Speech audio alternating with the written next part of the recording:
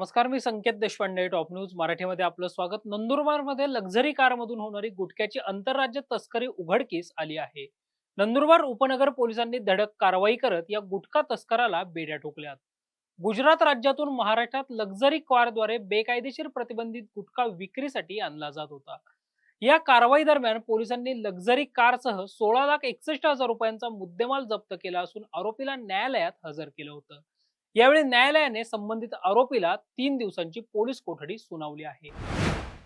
गुजरात राज्यातल्या काही ठिकाणून एक व्यक्ती मोठ्या प्रमाणावर गुटखा घेऊन आपल्याकडे बेकायदेशीर विक्री करण्यासाठी आणत आहे. त्या बातमीची खात्री करण्यासाठी आम्ही टीमला आदेश देऊन पथक नेमले आणि त्यानुसार पोलीस स्टेशन उपनगर हद्दीतली आडची गावातील शिवारातून एक वाहन जे आपल्या समोर आता लावलेलं आहे, हे वाहन व त्या वाहनामध्ये वेगवेगळ्या प्रकारचा 1,61,000 रुपये किमतीचा गुटखा, पान मसाला, प्रतिबंधित तंबाखू की ज्याची जो प्रकृतीला हानिकारक आहे आणि ज्याची विक्री महाराष्ट्र शासनाने बेकायदेशीर ठरवून गुन्हेगारी कृत्य ठरवलेलं आहे असा आपल्याला मिळून आला होता.